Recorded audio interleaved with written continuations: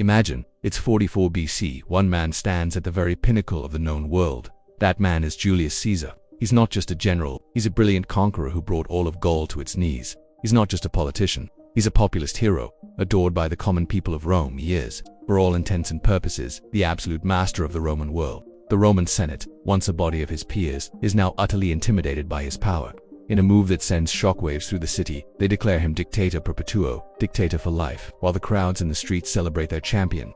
The old aristocratic families, the senators in their hallowed halls, begin to tremble. For these men, the defenders of the old republic, this title is the final, unforgivable scene. Rome was a city founded on the violent rejection of kings. To them, a king was a tyrant, and now they see a king standing before them in all but name.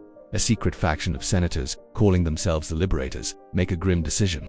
The republic was born in blood when the last king was expelled.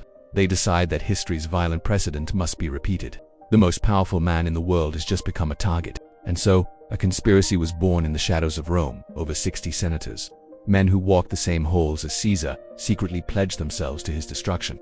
The plot was masterminded by Gaius Cassius Longinus, a man known for his sharp political mind and a bitter resentment of Caesar's power. But Cassius was clever.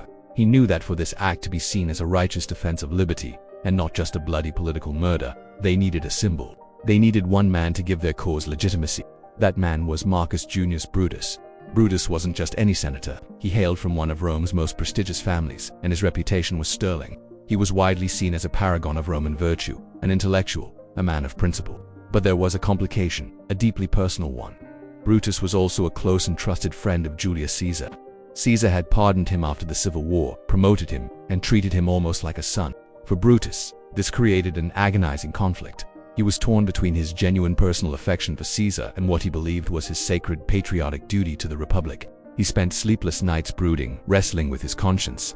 Was it right to kill a friend to save a principle? Ultimately swayed by appeals to his famous ancestor who had helped expel the last king of Rome, Brutus made his fateful choice. He would join the conspiracy to kill the man he loved. With Brutus on board, the plot solidified. They needed a time and a place. They chose a date when the Senate would be in session, a public forum where their act could be seen by the political class. The day they selected would echo through history forever. The Ides of March, March 5th. As the Ides of March dawned, the very air in Rome seemed thick with a sense of dread. The day was filled with dark omens and chilling prophecies. A famous soothsayer, a fortune-teller, had confronted Caesar in a crowded street weeks earlier, pointing a finger and uttering the now famous warning, "Beware the Ides of March." The warnings weren't just from strangers. They came from inside his own home. His wife Calpurnia awoke from a terrifying nightmare, convinced she had seen him murdered. She wept and pleaded with him not to go to the Senate that day. Even the religious rites seemed to confirm her fears.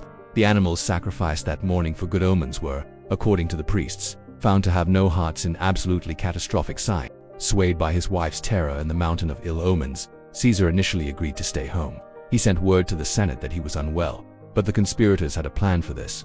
One of their own, a man named Decimus Brutus, was dispatched to Caesar's house. Decimus mocked the prophecies, playing on Caesar's pride. He shamed him, saying the senators were all assembled, waiting to officially offer him the title of king for all the provinces outside of Italy. The bait was irresistible. Caesar changed his mind and decided to go. And so, Caesar arrived at the temporary Senate meeting place, the Grand Theater of Pompey. As he entered, the conspirators, his supposed colleagues, gathered around him. They concealed daggers within the folds of their togas, pretending they were simply there to present a petition. One of them, Tullius Cimber, stepped forward and, as if in a gesture of supplication, grabbed Caesar's heavy toga and pulled it down from his neck. It was the signal. In a flash, another senator, Casca, struck the first blow from behind, a glancing wound near the neck. Then, the others descended like wolves. The carefully planned assassination devolved into a frantic, chaotic frenzy. The most powerful man in the world was ambushed and attacked by his own peers on the floor of the Roman Senate. Caesar, a seasoned soldier, fought back fiercely. He tried to defend himself, stabbing back with his stylus, the sharp metal pen he used for writing. But he was hopelessly outnumbered. And then, through the blur of flailing arms and flashing daggers, he saw him among the assassins, with his own dagger raised, was the face of Marcus Junius Brutus, his friend, the man he had mentored, the man he trusted like a son. Seeing Brutus among them broke his spirit. All the fight went out of him. It's said that in that moment of ultimate betrayal, Caesar uttered his final, heartbreaking words, "Et2, Brute, you too, Brutus." With that, he stopped resisting. He pulled the top of his toga over his head, refusing to let his assassin see his face in death, and fell, bleeding out at the base of a great statue of his old rival, Pompey the Great. The autopsy would later find he had been stabbed 23 times. The tyrant, as they saw him, was dead. The liberators stood over his body, their daggers dripping with blood. They raised their arms, expecting the remaining senators to erupt in cheers for the restoration of the Republic. They were catastrophically wrong. Instead of cheers, there was only stunned silence, followed by sheer panic. The other senators, horrified by what they had just witnessed, fled in terror. The assassins' great act of liberation had been received as a horrifying act of butchery.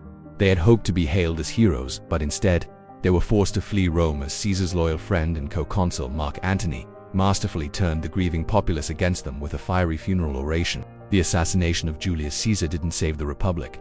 It ignited a new, even more brutal civil war that would last for over a decade. This war became the Republic's final death throes. Brutus and Cassius were defeated and killed. The conflict eventually boiled down to a colossal power struggle between Mark Antony and Caesar's secret heir, his brilliant and ruthlessly ambitious adopted son, a young man named Octavian. In the end, it was Octavian who emerged victorious. He would consolidate all power into his own hands and, taking the new name Augustus, he would become what the conspirators had feared most, the first true emperor of Rome. The single act meant to save the Republic had guaranteed its destruction. By killing the man they called a king, the assassins had, in a tragic irony, paved the way for an unbroken line of emperors that would rule for centuries. Thank you so much for watching. If you found this story as fascinating as I do, please hit that like button and subscribe for more deep dives into history's most dramatic moments. We'll see you in the next one.